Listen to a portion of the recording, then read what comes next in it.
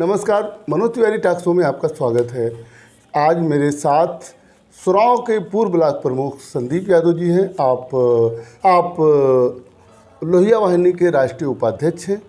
आज हम संदीप यादव जी से 2022 में हो रहे तमाम जो चुनाव हैं विधानसभा का, उस पर तमाम चर्चा करेंगे और जानेंगे कि समाजवादी पार्टी आज की तारीख में उत्तर प्रदेश में क्या करने जा रही है। प्रमुख जी, आपका हमारे टॉक शो में बहुत बहुत स्वागत है। धन्यवाद। अब तो चुनाव चालू हो गए हैं, क्या लग रहा है माहौल आपको? माहौल फर्स्ट क्लास है। समाजवादी पक्ष में समाजवादी पार्टी पूर्ण बहुमत की सरकार बनाने जा रही है। जिस तरीके से पश्चिमी उत्तर प्रदेश का जो भी रिजल्ट आया, कल मतदान हुआ, मतदान के बाद रिजल्ट आया, वहाँ की जनता रिजल्ट दे दी। हम उस 10 मार्च का इंतजार तो कर ही रहे हैं, लेकिन जनता ये पार्टियां दावा करके जो माहौल बना नहीं, चरणबद्ध तरीके से जो मैसेज आता है, जैसे आप अपने ग्राम सभा अच्छा, समाजवादी पार्टी में क्या मैसेज आया? 58 सीट में कितनी जीत रहे हैं? 58 हम लोग 50 प्लस जीत रहे हैं। अच्छा, पश्चिम उत्तर प्रदेश में 29 सीट तो आरएलडी ही लड़ी थी वहाँ, तो हमारा गठबंधन अड़ली से। अच्छा प्रमुख जी, आप ये बताइए, आप तो प्रयागराज में हैं, जिस तरीके से टिकट बंटने के बाद कुछ लोगों में असंतोष देखा गया, या जिसकी उम्मीद की जा रही थी उसको नहीं दिया गया, एक सीट पर 20-20 दावेदार होने के बावजूद, चाहे वो मेजा से अगर यमुना पार से चालू करूँ तो मेजा है, बारा है, कुराव है, फिर आपके प्रतापपुर में है, फाफामऊ में है, शहर पश्चिमी में है, ये जो असंतोष उभरा प्रत्याशियों को लेकर के, आपको नहीं लगता कि ये गुटबाजी जो है भारी पड़ सकती है? नहीं, देखिए, आवेदन मैंने भी किया था फाफामऊ से, लेकिन समाजवादी पार्टी की जो विचारधारा है, जो व्यक्ति विचारधारा से जुड़ा है, जो व्यक्ति समाजवाद को स्थापित करने में अखिलेश जी की मदद करना चाहता है, वह नेता, वह आवेदनकर्ता निश्चित रूप से समाजवादी परिवार के साथ मजबूती से अभी भी है, पहले भी था, अब भी है। ये तय था, सब लोग जानते थे कि मिलेगा, एक ही को मिलना है, तो माइंडसेट सबका था। अब किसी को मिल गया तो ऐसा नहीं, कोई नाराजगी नहीं है। धीरे धीरे हो सकता है कि कुछ चीजें हैं जो कहीं कह सकते हैं, जैसे मान लीजिए आपको टिकट मिला, आपने हमको फोन नहीं किया, तो कुछ ये चीजें थोड़ा बहुत, जैसे पारिवारिक मतभेद थोड़ा बहुत हो सकता है, जैसे परिवार में होता है ना, समय भी कम है थोड़ा, तो आज अम्मा हलवा बनाए तो उनको ज्यादा दे दी, उनको कम दे दी, तो उस हिसाब से थोड़ा सा जो है। अच्छा, बाकी परिवार है, सब सही है। एक बार ऐसा था कि जब इलाहाबाद में 8 सीटें समाजवादी पार्टी जीती थी, और 2017 में तो पूरे मंडल में खाली 1 सीट जीती है। देखिए उसका, अब मैं ये जानना चाह रहा था, 2022 में बात करते हैं। 2022 में प्रयागराज जिले में 12 सीटों में संदीप यादव कितनी सीट सपा को दे रहे हैं? हम लोग 12 जीते। अच्छा, देखिए हुआ क्या, 2012 के बाद जब 14 में झूठ बोलने वाली मशीन जब यहाँ चालू हुई देश में, झूठ बोलने वाली मशीन, लोग रात में मशीन से प्रैक्टिस करते थे, सुबह आकर के भाषण बकते थे। ठीक है, मतलब ये जो भाषण करते थे रात में, झूठ बोलना, कितना अच्छा झूठ बोल सकते, कौन सा झूठ हमारा जनता अडॉप्ट कर लेगी। अब नहीं बोल रहे हैं? नहीं बोल रहे हैं, अभी भी बोल रहे हैं, लेकिन जनता उस झूठ का नकाब उठा चुकी है। जनता ने 17 में अडॉप्ट किया था, अब नहीं। जनता ने 17 नहीं, 14 के बाद से कंटिन्यू जनता को झूठ बोल करके, झूठा आश्वासन दे करके, बहुत सारे वादे भारतीय जनता पार्टी के थे। अभी उन्होंने जो संकल्प पत्र अपना दिया है, उसके पहले 17 वाला कितना पूरा किए हैं, इस पर भी जनता को बच्चे देखिए। मैं आऊँगा, संकल्प पत्र पे आऊँगा। मैं ये जानना चाह रहा था कि इस तरीके से रैलियों पर रोक है और तमाम चीज़ों पर, जब रैली पर रोक नहीं थी तो खूब भीड़ उमड़ रही थी और अखिलेश यादव जी खूब उसका मैसेज कर रहे थे। अब जिस तरीके से रैलियों पर रोक है, क्या समाजवादी पार्टी के नेता मैसेज कर पा रहे हैं? देखिए, समाजवादी पार्टी के साथ प्रदेश की जनता है। अब प्रदेश की जनता, हर नौजवान, हर किसान, हर बेरोजगार, हर बहन बेटी, ये अखिलेश यादव बन करके समाजवादी पार्टी के पक्ष में अपने गांव में, अपने अड़ोस पड़ोस में प्रचार कर रहे हैं कि अखिलेश यादव से अच्छा कोई मुख्यमंत्री उत्तर प्रदेश का न था, न भविष्य में हो सकता है। हिंदुस्तान का सबसे साफ सुथरा चेहरा अगर राजनीति किसी का है आज के परिवेश में, आज वर्तमान परिवेश में, तो आदरणीय श्री अखिलेश यादव जी, उनसे अच्छा, उनसे साफ सुथरा चेहरा, उनसे काम कर्मठनिष्ठ व्यक्ति आज की डेट में हिंदुस्तान में। अच्छा, अभी ये बताइए, जैसे कि अभी आप संकल्प पत्रों की बात कर रहे थे, संकल्प पत्र सपा ने भी जारी किए हैं, भाजपा ने जारी किए हैं। दोनों के संकल्प पत्रों में आपको क्या अंतर दिखता है और किसका सही हो सकता है, किसका गलत? देखिए, हमने जो 2012 के मैनिफेस्टो में कहा था, हमारे नेता ने जो घोषणा की थी आदरणीय अखिलेश यादव जी ने, माननीय मुलायम सिंह यादव जी ने, उसको हमने 12 से 17 की सरकार में पूरा करके दिखाया फिर है। 17 में सरकार नहीं बन पाई, पूरा करने के बाद हम बता रहे हैं ना, वो जो झूठ बोलने वाली मशीन थी ना तब तक काम कर रही थी, ठीक है। किसी भी मशीन में जितना आप ईंधन डालेंगे तो ईंधन जो है ईंधन की कमी कहाँ से हो गई? इनके पास तो मुद्दे हैं, राम मंदिर का है, काशी का है, मथुरा का है। राम मंदिर, भगवान राम सबके हैं, किसी व्यक्ति या किसी पार्टी के नहीं। राम मंदिर का मुद्दा माननीय सर्वोच्च न्यायालय के आदेश के बाद वो ठीक है बनने जा लेकिन रहा है। बीजेपी तो कह रही कि हमने बनवाया। फिर वही बात, अच्छा उसको छोड़िए, बीजेपी क्या कह रही उसको मैं छोड़ता हूँ। बीजेपी विकास की बात क्यों नहीं करती है? बीजेपी नौजवानों की नौकरी की बात क्यों नहीं करती है? बीजेपी महंगाई की बात क्यों नहीं करती? अच्छा आपको फाफामो में है, फाफामो की सड़कें तो बड़ी चौड़ी बनी है, ये देखिए 6 लेन की सड़कें ये बनने जा रही है। ये जो सड़कें बनी है, महायोजना भी कोई है, कुछ है महायोजना, नीति आयोग कुछ है, नीति आयोग महायोजना के अंतर्गत जो चीजें जब होनी चाहिए जनसंख्या वृद्धि के आधार पर वो चीजें हो रही हैं, रूटीन में हो रही हैं। कोई भी सरकार होगी, जब पॉपुलेशन बढ़ेगी तो सीवर लाइन नीचे ले जाएगा, रोडें चौड़ी करेगा, जो भी सरकारें। अच्छा अखिलेश यादव जी ने 2012 से 17 तक शासन किया, उस दौरान की उपलब्धियों को आप लोग जनता तक पहुंचा पा रहे हैं? नहीं, जो ये देखिए, हमारे माननीय राष्ट्रीय अध्यक्ष जी ने भी 1-2 बार कहा इस बात को, निश्चित रूप से जो हमने काम किया था 5 सालों में, वो काम कहीं न कहीं हम लोग जनता के बीच में रख पाने में असफल नहीं हो पाए थे, जिसका कारण था कि जनता समझ नहीं पाई। फिर उनके झूठ को स्वीकार करते हुए 2017 बाद योगी जी को मुख्यमंत्री बनाने में भारतीय जनता पार्टी बहुत सहयोग कर दिया, लेकिन जनता ने 14 से लेकर के अब तक खूब अच्छे समझ लिया। अच्छा नेता जी एक चीज बताइए कि चुनाव के समय जो विकास के मुद्दे होते हैं वो गौड़ हो जाते हैं, आदमी समीकरण पे ज्यादा ध्यान देता है। समीकरण से अभी तात्पर्य 2019 के गठबंधन आप देख लीजिए, कितना बड़ा समीकरण बना कि बहुजन समाज पार्टी का लगभग 22% वोट, समाजवादी पार्टी का लगभग 30-32% वोट, 51 से 52% वोट हो जाएगा और सारी सीटें जीत लेंगे, लेकिन उसका उल्टा होता चला गया। तो ये समीकरण को ना साध के अगर मुद्दों को साधा गया तो चुनाव में नहीं फायदा होगा। पहले हम लोग BSNL चलाते थे, BSNL बिल्कुल BSNL चलाते थे तो BSNL सिम लेने के लिए बड़ी भीड़ लगा करती, हाँ लाइन लगती, बिल्कुल सिविल लाइन में हम लोग 2000 रुपये भी जमा करने 2000 रुपये भी जमा करना होता था। तो धीरे धीरे जैसे विकास हुआ, लोगों की मानसिकता का, टेक्नोलॉजी का, जानकारी का, जैसे सोशल मीडिया के युग में व्हाट्सएप फेसबुक के माध्यम से जब केवल मीडिया माध्यम हुआ करती थी लोगों की बात पहुंचाने में, तब तक तो कुछ चीजें थी जो आप झूठ बोल करके पचा ले जाते थे, लेकिन आज सोशल मीडिया के युग में हर नौजवान के पास तुरंत पता है कि अखिलेश यादव जी ने क्या किया और क्या करने जा रहे हैं, भारतीय जनता पार्टी कौन झूठ बोली है, उसका दूसरा झूठ क्या होता है, हर आदमी पत्रकार है, पता है। तो वो परिवर्तन हो चुका है 17 के बाद अब तक में नौजवान बहुत अच्छे से एक चीज बताइए, सबसे ज्यादा जो है कानून व्यवस्था पर सवाल उठता था 2012 से 17 तक की सरकार में। अक्सर ये सुनाई देता था पुलिस पार्टी पर हमला हो गया, तो और अन्य तरीके से जमीन कब्जे वाली बातें आती थीं, और भारतीय जनता पार्टी कहती है कि 2017 से जब तक हमारा शासन आया है तब से ये सारी चीज़ें समाप्त है। संदीप यादव इससे कितना सहमत है? देवापुर नवाबगंज के बगल में है, 3 या 4 ब्राह्मण परिवार की हत्या हुई। कलंदरपुर है, 2 या 3 दंपत्ति सहित। अभी सोराव में एक गांव में हुई 3 या 4, और आपके बिगहिया में अभी कुछ सालों पहले ये हत्याएं हुई। नहीं, ये हत्या तो ये अपराध है, जघन्य अपराध है। एक नहीं 3-3, 4-4 लोगों की हत्या हुई एक रात में, जघन्य अपराध है भाई साहब। एक बेटी को पेट्रोल डाल करके हाथरस में जला दिया जाता है, इससे बड़ा अपराध कुछ हो सकता है? बिल्कुल। किसी बेटी बहन को उसके परिवार वालों को छूने ना दिया, इससे बड़ा अपराध हो सकता है? ऑक्सीजन आप नहीं दे पाए, आप जब से कोविड काल से लेकर के जो लोग अपने घर जाने वाले थे, जो लोग पैदल चल करके अपने घर जा रहे थे, लगातार संघर्ष करते हुए अपने परिवार की ओर बढ़ रहे थे, उनके ऊपर लाठियां मारी गई। नोटबंदी के बाद बैंक के बाहर लाइन लगाए बुजुर्ग तमाम लोगों को लाठी से दौड़ा करके मारा गया, ये भी अपराध की श्रेणी में आता है। कौन कहता है अपराध नहीं? इनके सरकार में तो अपराध चरम सीमा पर पहुंच गया, तब आज जनता त्राही कर रही है और इनको भगाने जा रही है। बिना जात धर्म को देखे, बिना किसी ऊंच नीच को सोचे, वो इनको भगाने का मन जनता बना रखी है, इसमें कोई इनको रोक नहीं पाएगा। अच्छा, मैं ये जानना चाहता था, ऑर्गेनाइज क्राइम एक होता है कि फलाना गैंग चल रहा है, फलाना जो है मुठभेड़ हो गई लोगों में आपस में,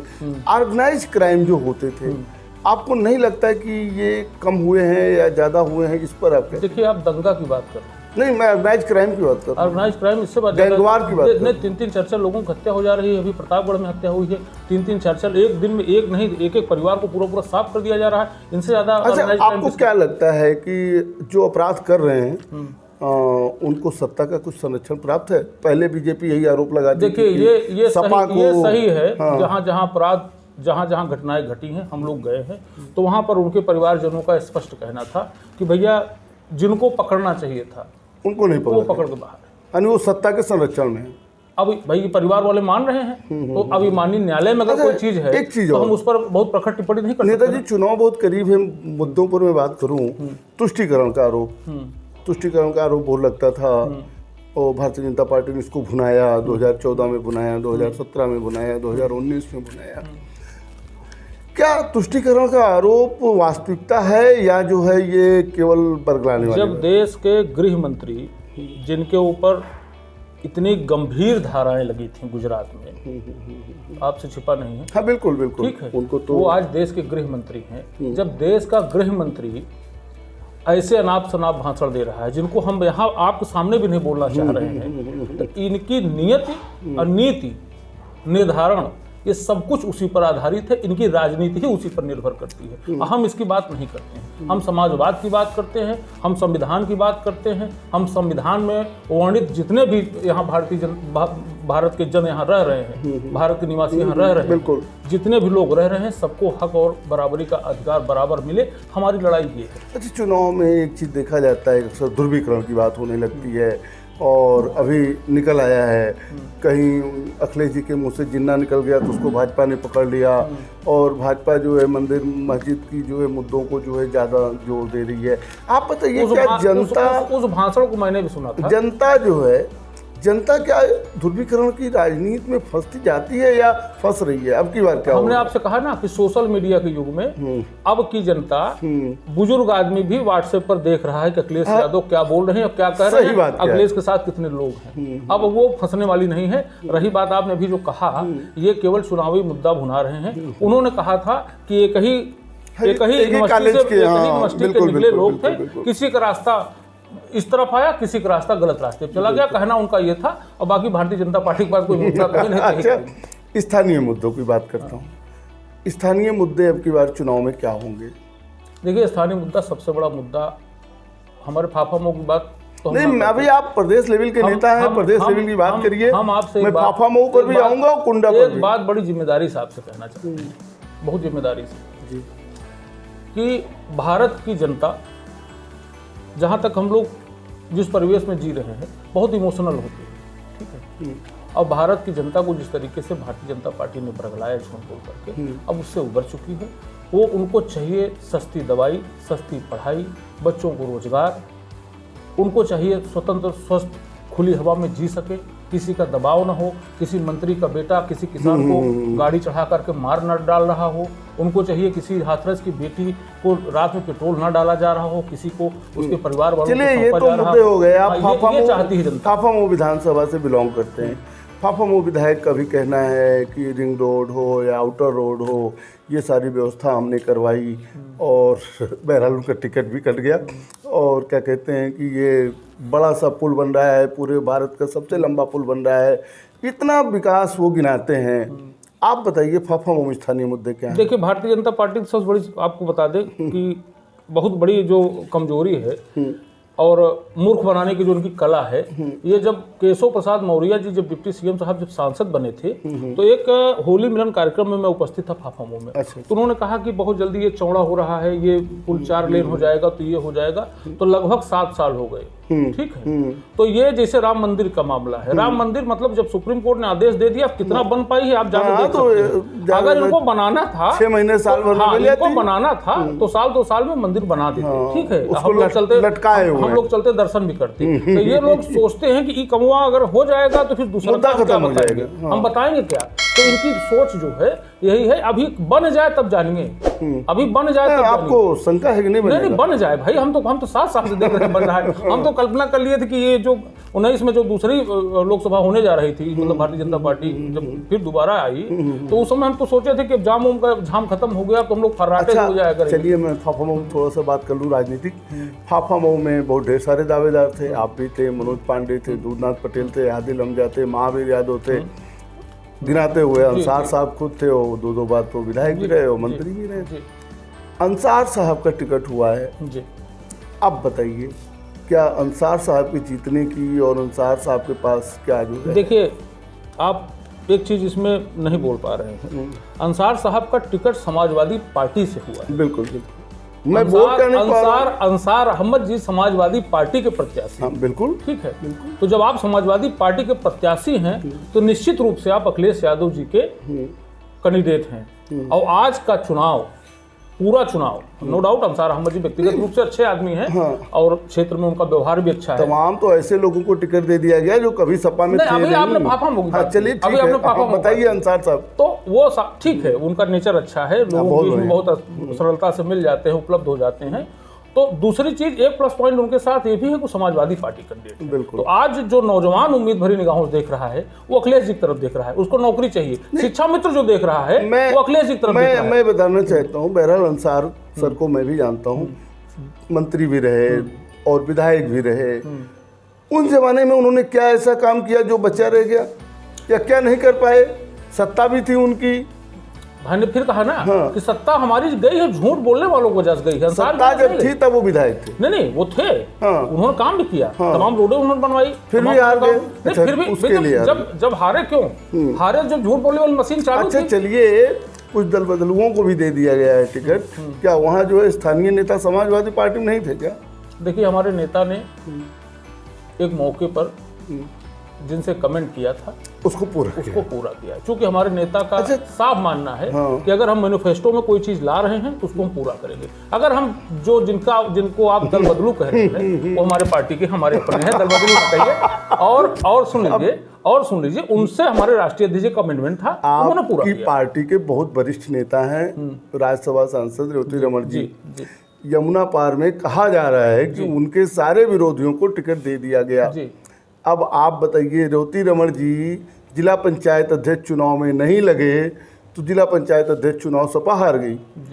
9 ब्लॉक प्रमुख थे यमुना पार में, उनको जब लगाया गया तो 6 ब्लॉक प्रमुख उन्होंने जिता लिया।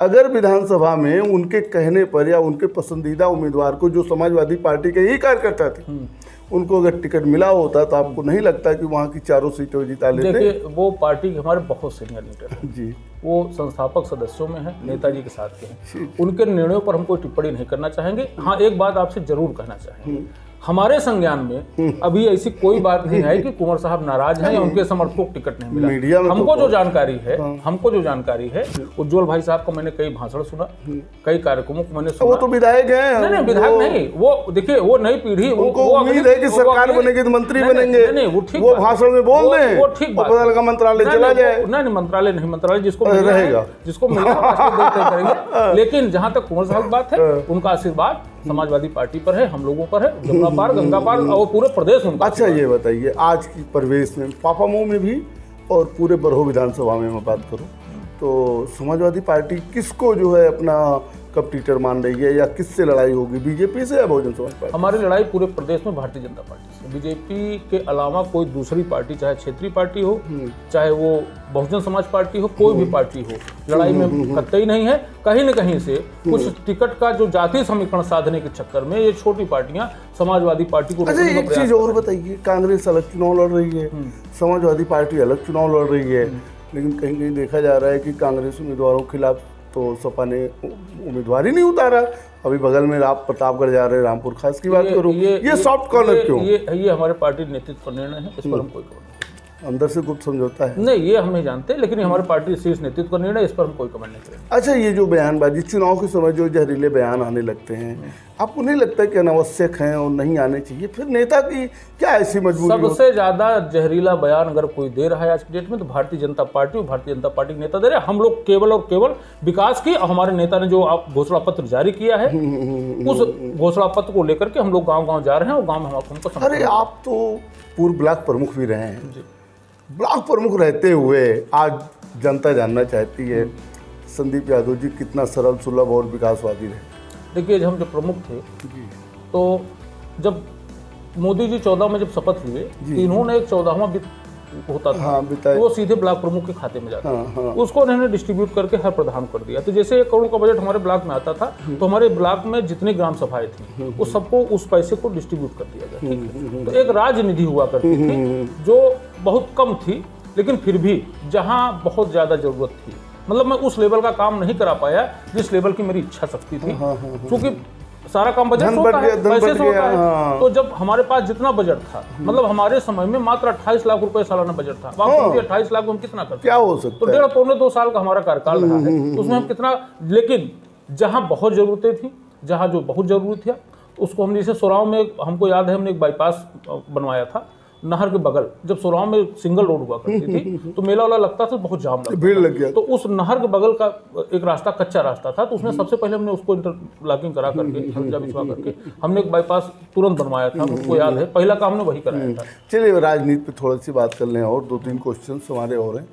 पहले का गठबंधन, अभी 2019 का गठबंधन जो इतना बड़ा वोट बैंक होने के बावजूद भी फेल हुआ, 2022 में फिर गठबंधन किया है सपा ने, कितना सफल होने की संभावना है? देखिए, गठबंधन हमको जो लगता है कि 2 पार्टियों के आपसी सहयोग सामंजस्य होता है। बिल्कुल। उस समय जो परिस्थिति बनी, उस समय बहुजन समाज पार्टी से हमारा गठबंधन हुआ। दोनों नेताओं का आपसी जो गठबंधन था वो एक भावनात्मक गठबंधन था। मतलब नेताओं का गठबंधन था, जनता गठबंधन में नहीं थी। नहीं, हमारी बात सुनिए, थी, लेकिन जो आपने कहा उसमें आप सफल नहीं हुए। जो मैंने कहा था, हमारे अपने लोग जो हम समाजवादी के लोग थे, उन्होंने उस गठबंधन का फर्ज निभाया, उसका सम्मान रखा, लेकिन सामने वाले ने कम रखा, इससे हमारा नुकसान हो गया। और इस बार जो गठबंधन है सब लोग नहीं, बराबर। देखिए, गठबंधन तो भारतीय जनता पार्टी के पास बहुत है, कई पार्टियों का है। वो तो कश्मीर में भी गठबंधन का सरकार, वो तो उनको सरकार बनाना चाहिए, इससे करवा। अच्छा, मैं उत्तर प्रदेश की बात करूँ तो आप राष्ट्रीय उपाध्यक्ष हैं लोहिया वाहिनी के। संदीप यादव जी की विधानसभा चुनाव में क्या भूमिका होने जा रही है? देखिए, हमारा जो हम एक कार्यकर्ता की हैसियत से राष्ट्रीय उपाध्यक्ष, तो मान लीजिए आपने सम्मान दिया और हमारे नेता का आदेश था, जी, हम लोग जो है उस पद को लिए और काम कर रहे हैं। लेकिन जो हमारी अपनी जिम्मेदारी है, हम लोग सुबह से लेकर के शाम तक अपने पार्टी के कैंडिडेट के पक्ष में लगातार प्रचार कर रहे हैं और हमको जन समर्थन अपार मिल रहा है। जात धर्म की सीमा में बांध करके जिस तरीके से भारतीय जनता पार्टी के लोग हम लोगों को रखने का प्रयास 2012 में समाजवादी पार्टी पूर्ण बहुमत से सरकार में आई थी। मुझे याद है कि लगभग 225-26 सीटें उनकी पूरी हो गई थी चुनाव खत्म होते, कार्यकाल खत्म होते होते। 2022 में, 2017 में फिर 58 से, मतलब लगभग 50 भी नहीं आ पाई थी, 47 सीटें आई थी, अब 52 हो गई। 2022 में संदीप यादव समाजवादी पार्टी को कितनी सीट दे रहा है? हम नहीं दे रहे हैं, जनता इनको 3 सीट देगी। ये राष्ट्रीय अध्यक्ष ने कहा है, भारतीय जनता पार्टी तय कर ले कहा। मतलब 400 Sapa, 400 Sapa 3 seat of BJP, वो तय कर लें बाबा जी कहाँ लेना चाहते हैं। अच्छा, ये राष्ट्रीय अध्यक्ष ने पहले भी कहा है, और ये राष्ट्रीय अध्यक्ष ने ऐसे नहीं कह दिया है। राष्ट्रीय अध्यक्ष को जन समर्थन पूरे प्रदेश में मिल रहा है। जो सर्वे आ रहा है, जो एलआईयू बता रही है, एक एलआईयू जिसे हम लोग भी कार्यकर्ता हैं तो जिले में जाते हैं, लोगों से मिलते जुलते हैं, हम लोग भी एलआईयू अपने आप को मान रहे हैं, हम सरकारी एलआईयू बात नहीं कर रहे थे। लेकिन इतना आप जान लीजिए कि आज की डेट में भारतीय जनता पार्टी को जनता उखाड़ने के लिए एकदम तैयार है और चरणबद्ध तरीके से देखिएगा। हमको लगता है कि 20 लगभग हम लोग 20 में आते थे, पूर्वांचल जाने से पहले हम लोग पूर्ण बहुमत सरकार बना चुके हैं। तो आपका कहना है कि जो है 2022 में सरकार समाजवादी पार्टी की बन रही है। अब मैं फाफा मऊ के लिए ही केवल नहीं, पूरे प्रदेश के लिए मैं चाहूँगा कि समाजवादी पार्टी के बड़े नेता के तौर पे आप क्या संदेश देना चाहेंगे? देखिए, हम तो अपने जनता जनार्दन से हाथ जोड़ करके ये निवेदन करना चाहते हैं कि जिस तरीके चुनाव से तक हाथ जोड़ेंगे? जिसने हमेशा हम लोग हमेशा हाथ जोड़ते हैं। जी, जी। और हम जिस नेता के सिपाही हैं उससे सरल, उससे सहज, उससे निष्ठावान और ईमानदार नेता, मैंने फिर कहा कि आज भारत देश में दूसरा कोई अखिलेश यादव नहीं है। इसको मैं डंके की चोट पर कह सकता हूँ। हम उन्हीं के कार्यकर्ता हैं और उन्हीं के बताए रास्ते पर हम चलते हैं। निश्चित रूप से जान लीजिए, अगर प्रदेश की जनता ने अखिलेश यादव जी पर विश्वास करके इस बार अगर सरकार बनाने में अपना सहयोग जिस तरीके से कर रहे हैं, अगर प्रचंड बहुमत की सरकार बनाने में सहयोग जनता ने कर दिया, तो निश्चित रूप से जो अखिलेश यादव जी ने भी, हमारे नेताजी ने कहा कि 300 यूनिट बिजली से लेकर के किसानों का ऋण माफी से लेकर के तमाम 10 रुपये थाली खाने से लेकर के माताओं बहनों के लिए पेंशन, लैपटॉप, जितनी भी योजनाएं उन्होंने अभी हमारे मैनिफेस्टो में, यह सारी योजनाएं प्रदेश की जनता के सामने होंगी और निश्चित रूप से जनता समर्थन भी कर रही है और योजनाएं लागू भी होने जा रही हैं। इतना मुझको पूरा विश्वास है अपने नेता पर, क्योंकि नेता ने हमारे 2012 से 17 तक में करके दिखाया है। चलिए नेताजी, आप हमारे टॉक शो में भाग लिए, इसके लिए आपको बहुत बहुत धन्यवाद। जी धन्यवाद, आप हमारे यहाँ आए इसके लिए। अरे थैंक यू सर। जैसा कि आपने देखा, हमारे साथ आज पूर्व ब्लॉक प्रमुख संदीप यादव जी थे। संदीप यादव जी का कहना है कि जनता ने पूरा मन बना लिया है, समाजवादी पार्टी की सरकार बनेगी। आपने तो ये भी दावा किया कि भारतीय जनता पार्टी केवल 3 सीट पाएगी। इलाहाबाद प्रयागराज के 12 सीटों में आपका दावा है कि आप 12 सीट जीतेंगे। आगे भी हम आपको संदीप यादव जी से चुनाव बाद मुलाकात करवाएंगे और तब जानेंगे कि इनकी बातें कितनी सही हुई हैं। देखते रहिए मनोज तिवारी टॉक।